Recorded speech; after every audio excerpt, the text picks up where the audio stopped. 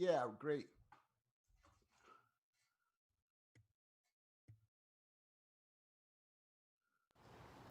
Hey, it's Freiberger here from Roadkill. I am quarantining pretty hardcore. Staying in my garage, getting some stuff done. I hope you are too. And man, I hope this thing ends soon so we can get back to racing. Hi, JMBR Nation. This is Boom Boom. Please be safe, stay inside, and I'll see you all in October at Joe's Mini Bike Reunion.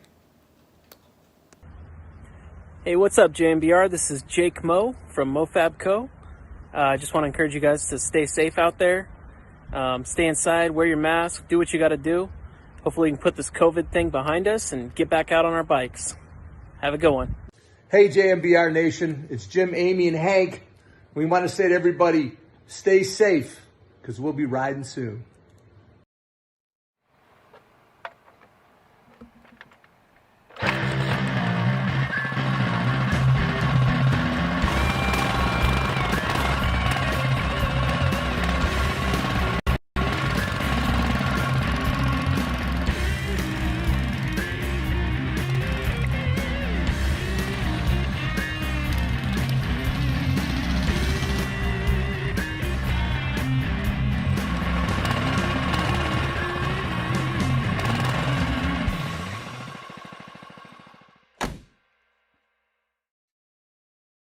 Hey, everybody, welcome to Joe's Mini Bike Reunion podcast. This is your podcast for Tuesday, April the 21st, 2020. What a great podcast we have in store for you today. I want to begin by thanking our sponsors over at Pioneer Car Electronics. You know, Pioneer is the global leader in car electronics and a proud supporter of automotive events and enthusiasts everywhere. No matter what you drive, Pioneer is the gear to upgrade your ride to sound better and connect with the latest technology like Bluetooth, Apple CarPlay, Android Auto, and new for 2020, Amazon Alexa. Remember, don't break up with your car. Upgrade it. PioneerElectronics.com for more information. Guys, I hope everybody's doing well here as we enter in what appears to be way too long, maybe 5 weeks with this pandemic. I hope everybody's doing okay.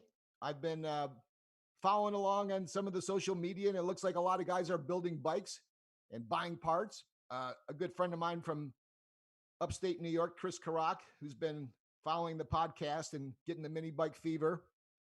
He's out of Texas, and he was listening into the podcast that we had a couple of weeks ago talking to Mike Hughes from Tomb, Texas Outlaw Mini Bikes. And Chris was getting the fever, and we went back and forth, sending some photos of different bikes. And I was sending him photos of bikes that I found on Craigslist in Detroit and LA and Texas. And shit, I had his head spinning before he knew it. I sent him so many opportunities, and he ended up buying a bike. He found a little doodlebug beater. He's wondering where to get parts. It's like, well, man, you've been listening to the podcast all this time. You know where to get the parts. You go to gopowersports.com. If you're in Texas, you go to Studs in Detroit, or you visit any of those guys online. So Chris has got a bike. Hopefully you've got one too. I have dedicated most of these podcasts towards our rigid frame death traps, right? Those are the bikes that when you talk about a mini bike, that's the one, right? The lawnmower engine, barely some suspension, maybe a scrub brake. And there was also another group of mini bikes. And when I was growing up in upstate New York, we did not have enough juice or bucks or a backyard, for that matter, to afford or enjoy a cool Honda. Okay. Nobody I knew was on a Z50 or a CT70. And if you came through our neighborhood with one of those, we were going to chase you down to beat you up and take it. But as we grow older, we realize that's not how you do things. And my passion has never changed, because every time I saw a Honda, whether it was a CT70 or a Z50, and to a small degree, those ST70s or 90s, I never got into those. Anyways, when I see those bikes, man, I just start salivating. You know, you go right back to that time when you remember seeing those bikes for the first time and you couldn't afford them. Well, shit, now it's not so much a matter of affording them. It's just, where do they fit? Are they bikes that you can enjoy and ride? Do you want them to be garage jewelry so when your friends come over, they get the fever too? The answer to both of those questions is probably yes. So the two bikes that I've owned that fall into this category were both gold CT70s, and they were 1972 models. I like those because they were a little bit more comfortable with that front suspension, and it just was a coincidence that I found two similar models in the same color. Well, one of them I enjoyed for a while, and I ended up making it a star. It got on Roadkill. David Freiberger from Roadkill used it on an episode of Roadkill, and it took on a life of its own. I ultimately sold it to a sales guy over there at Motor Trend who had way more money than brains, and he wanted to have this little collectible. So he took home that CT70. I got a second gold CT70 that I enjoyed for a little while. I bought it from my buddy George, who was a big, small Honda bike restorer himself in his own right. And I bought that one and I rode it around for a year or so and ended up selling it to a good friend, Tommy Campbell, a sponsor of the show, Campbell Automotive. And to this day, Tommy rides that bike with his dad and his brothers in their CT70s with their color matching helmets, and they love it. And that's what this is all about. We love that. So I started to get the fever. I don't know what you guys are doing, but all I'm doing is going online. I'm like a little girl on my computer. I'm on the phone. I'm on the computer. I'm on the phone. I'm on the computer. I'm in the garage. I'm on the computer. So I've been looking at CT70s, and that's how I stumbled on to tonight's guest. When you look at CT70 restoration, it's almost like Googling Kleenex. Like everything pops up. Everybody thinks that they're a Honda small bike restorer. And the fact is, many of you probably have taken a stab at it. Hey, it's really small. These things also come apart really quick. Kelly, is that your wife? Love her. Look at her, huh? She's setting up the backdrop. You see that, E? Doing a little advertising. Hey, don't miss out. Make sure you check out the Little Bikes Restoration on Facebook. In fact, I think this video is running live there. And you can look at the photos that I uploaded on the Facebook page announcing Tracy's interview. And those photos got a ton of views and likes. So anyways, I was getting the fever and I started looking at bikes. I stumbled across Little Bikes Restoration, and I was almost going to be able to go there because I was going to be in Indianapolis last February. But unfortunately, the schedule didn't allow me to go. I came back. All this shit came down, and here I am online looking at bikes, and I go to Little Bikes Facebook page, Little Bikes Restoration, and I'm amazed. The site and the Facebook page speaks for itself. You do a little deep dive on Tracy, and it's even more interesting. With that said, let's bring out the guy who is going to give us the download and drop some knowledge on these small bikes directly, and then maybe whet your appetite if you may have been in the market or maybe are in the market for a small little bike, particularly a Honda.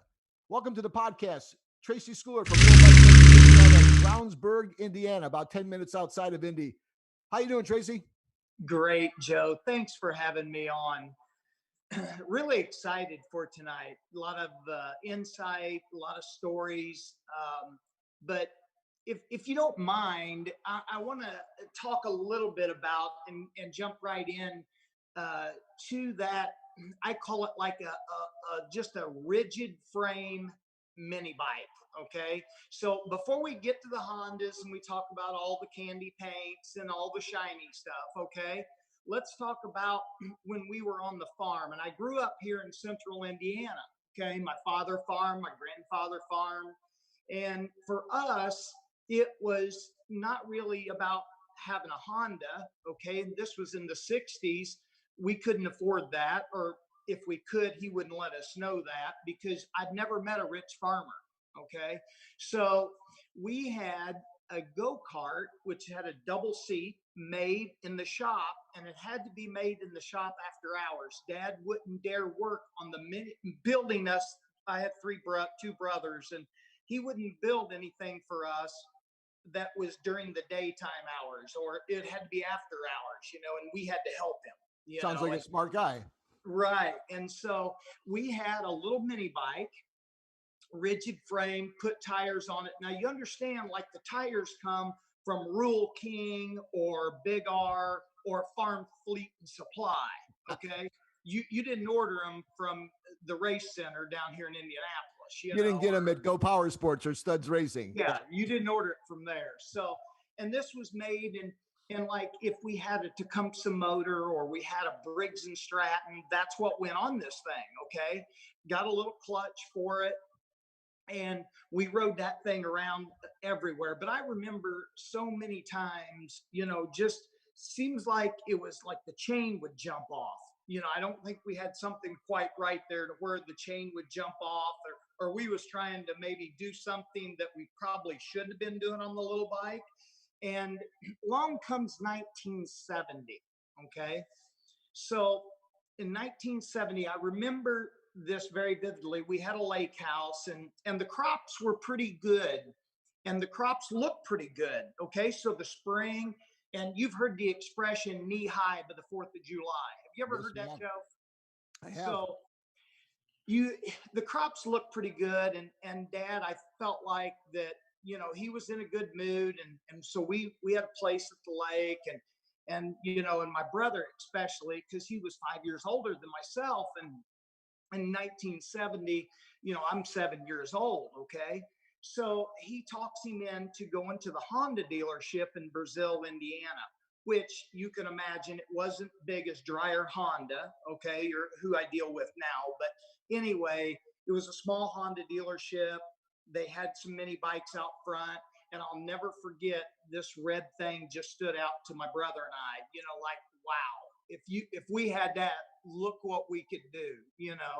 And I'll never forget this, $362.10 for that bike.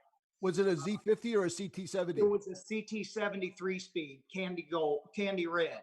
Oh, Yeah, it was a candy red. And so we how'd you had talk Dad into buying it?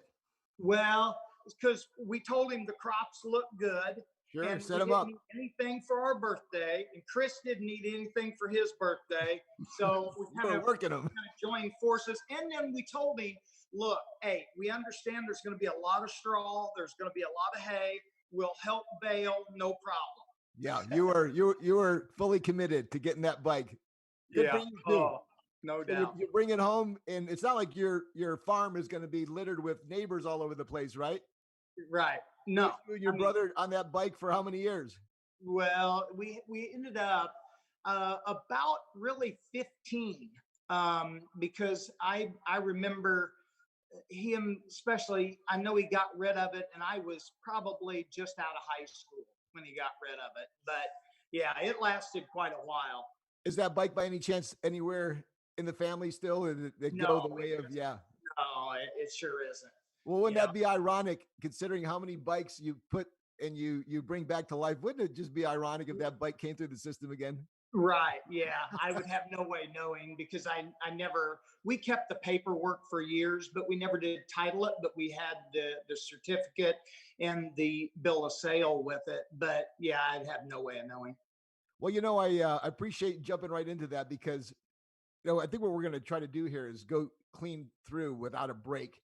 I'd like to remind those folks that are listening that if you'd like to have a chance to enter the email contest, go ahead and send an email to it's sales, SALES, at motor, MOTOR media, MEDIA Inc. Inc.com, sales at motormediainc.com. On the subject line, just put down podcast number 3. If you have a question or a comment, we'll try to sift through some of those throughout the podcast and see if we have some questions that maybe Tracy can help answer. So Tracy, that bike, that CT70, the red bike that you and your brother talked Dad into, you get it home, you ride it, you enjoy it. Is that, I would imagine, where the whole fever on small bikes started? Right. Well, and you gotta say this. I mean, when you talk about getting started, and even if even talking with guys today who have really nice Harleys, if you ask them where they started, a lot of people start on a Honda. They really do. And that whole line, if you look back at that whole line, where it's a Z50, a CT70, or an SL70, or an XL70, that whole era right through 70 through 75 right there. I mean, that was the like the premium bike, at that time. The colors, even looking at the colors today, when you look at the H model and the orange topaz or the blue green candy, they're beautiful. Oh yeah. In 2020, they're still pretty. They catch your eye. Even our shop, it just amazes, because I'm in the race capital of the world. All the funny car teams are around me, where it's John Force or DSR, and of course my landlord is the late Bill Simpson. But anyway, it's just, even those guys love the colors of those bikes. Yeah, we're going to put up some photos. Again, if you'd like to get a little bit of a dose of this eye candy, you can check it out on my Facebook page, but we'll run some photos now intermittently throughout the podcast. So I have uh, recently talked to folks. In fact, just when I was looking at some of the comments earlier, there's a good guy out here that has a rep firm in the automotive industry, very, very successful, has a huge, huge car collection. But when you go see him, the first thing he does is bring you into the little small room where all the little Z50s are, the CT70s. Yeah. He also had a very huge collection of tacos, and he had a couple enduros.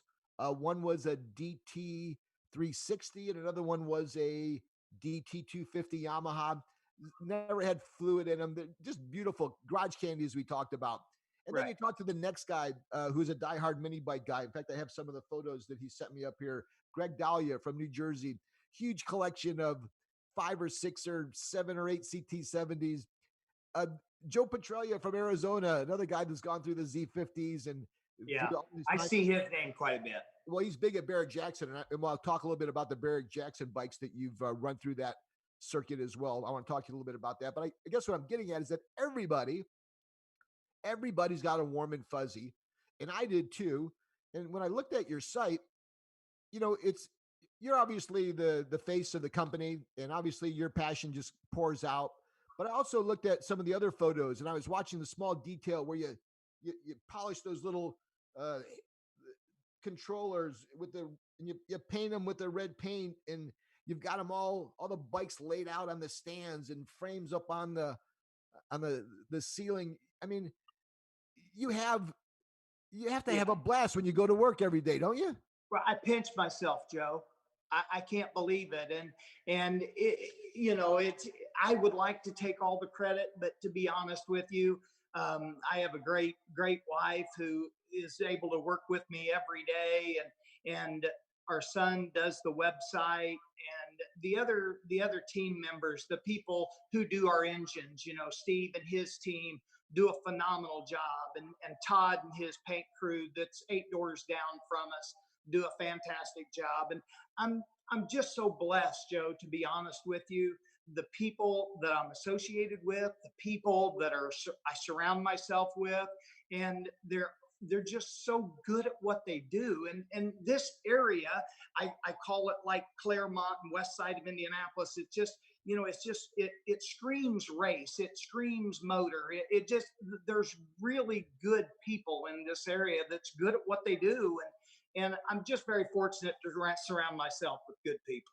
Yeah, well, I had a chance briefly to deal with Kelly, and most recently, as we were setting up some of the technical sides of this podcast with your son Lucas, I see the smile on her face. I see she's putting those decals on the bike like that little finishing touch. Um, Yeah, so there is that sense that you're yeah, really gonna take back a bike from Little Bikes Restoration that your whole heart and soul went into bringing back to life. And that's honestly what got me excited about it. And then, so I dial up uh, Tracy, and I have probably as many questions as most folks that reach out to him. You want to know about pricing, you want to know about which models are the best, which ones he recommends, and I'll take us through that. Take us through the Z50, if you could, chronologically. I know that there was a brother to it, the Z50R, which was more off-road related. Can you take us right. through the beginning of the ZR50 and then maybe the CT70s, just for those Yeah, folks? The yeah. difference with the KOs and the automatics and the semi-automatics, if you could cover that, that would be really helpful. Yeah. So let's start in back there when 68, when the Z50 was introduced, and it didn't have a headlight. So therefore it was a little bitty monkey model, and the fenders on it were painted, and still little bitty 8-inch tire, and pretty simple, 49 cc's. And then along comes 69, to where they come up. That was the 68 was the KO model and the first year model, and then they come into 69, which was the K1, and they had put a headlight on it. Okay. And still didn't raise anything to do with the cc's. It was still a 49 cc engine. And then we got into well, we would fancy the fenders up just a little bit. And so we went with a chrome fender. Okay. And then the backing plates would be polished rather than just be painted. And so we added a little to it there. And I got a lot of this information when I picked the brain of in one of the nation's oldest Honda dealership is Junior Dreyer Honda out of Indianapolis. They happen to be the oldest now Honda dealership. But I picked his brain. I get it, have him at my shop every month, and so it's kind of neat to know how they come in and they uncrated them and so forth. But back to the Z50, they come along, and then 1971 comes along. They introduced the K2. So still a headlight on it, still 49 cc's, still have chrome fenders, but now we've put a foot brake on it. Okay, so now we've got a chrome foot brake. We don't have to rely just on our hands. So now we introduce that to it. And then it goes into just exactly what you said. We go into 1972 and we start a K series, and they went with the K3. And then that was in 72, and then the K4 in 73. And then they made like different colors of that. But basically, when you look back at the 72 or the K3 on up to the 1978s, they're all basically with the same tank, okay, different paint schemes, same engine, a little bit different as far as the paint and the fenders go. But basically, only 1 year I seen them offer just one color was 1975, and that was the lowest production year of the Z50 that they had. So the 72 model that my old chubby butt liked because it was a little bit more comfortable, I think you agreed with me as well. There is a notable difference, isn't there, from that style suspension? Yeah, because you went from the rigid frame of 68 through 71, and then along in 72, we put shocks on the back. Sure. So yes, it is. It's a little bit more comfortable, Tracy, what were some of the options on the bike? I knew that there were a time where you would see like a chrome luggage rack that looked like it could be stock. Were there any other add-ons from Honda for those bikes that you had a chance to buy at the time? Yeah. So the only ones that not in the line of the Z50 that I'm aware of. No, the CT70s. I'm sorry, I switched around. Yes, excuse me. The CT70s, you could get a luggage rack, but all the CT70s come with a Speedo. The only option that we went different with in that same 71 era was on the SL70. If you wanted the road package, you could actually get a Speedo with it. Okay. And so that was actually, and like you're gonna crap, but it was $30 extra, and the dealer put it on for you for the $30. I did get that out of Junior Dreyer. So most guys that are really into it, you could tell a couple ways at what you're looking at by the colors to some degree. Right. The decals too told the story, didn't they? The decals tell all the story. Yes. Give us the inside on that. And the decals you got to look at in the CT70 line is you'll see the black stripe straight down with Honda across the bar, what we call the bar of the unibody. But that come in 3 colors, okay? And that Honda was just a black stripe and plain. And those colors were candy red, as we had spoke about, candy gold, okay, and sapphire blue. So then you got into the manual 4-speed. What they would do is they now turned that stripe, instead of running the stripe straight down, they put it on a slant, and they put a little Honda there, and then in cursive they put Trail 70. Okay. Yeah. Now, if you had one of those, now that's a manual 4-speed. You were some pretty big stuff. Okay. So they offered that color in the blue green candy, the orange topaz, and the emerald green. Now, Joe, I got to ask you, I've waited this whole time to ask you, and I know you've got your personal preference. Okay. Can you share with all of us, what's your personal preference when we talk about the colors of the 4-speed? What's your favorite? I got to tell you, red and Honda.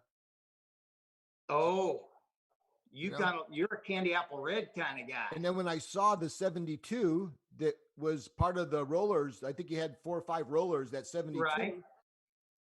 I saw it again. It's like, even as it ages, does that have, was that repainted? Yes. Okay. Yeah. That bike in red, like I bought a Honda Grom and I have a Honda Monkey. And when I bought my Grom, you only had 2 choices color wise. So I got red. And then as their kaleidoscope changed, and it went, I think, from red, now they're available in yellow. And this year they came out with blue. I bought a blue one. A blue You did? Honda. Yeah, I have a blue Monkey, and it's been tricked out by my friends over at Steady Garage. I'll send you some photos. I love it. I have not had a chance yet to totally enjoy it because it was delivered to my house and we immediately went into the kind of house arrest. So I haven't been out on that bike. I did sneak off to go maybe an eighth of a mile to this grocery store because I just had to get on it. You had to get on it. You were itching I love it. to drive it. So I have a red Grom, a 2014, and I have this 2020 Honda Monkey Blue. The 2 CT70s I have were gold. And right now, I guess to me, I'd much rather have like a really nice bike, and color wouldn't make a difference to me. I just want to find kind of a low mile original owner bike to have, because unlike my buddies that we ride with our rigid frame bikes, typically we'll go out to Antelope Valley and we go to a seasonal Christmas parade, and maybe we'll ride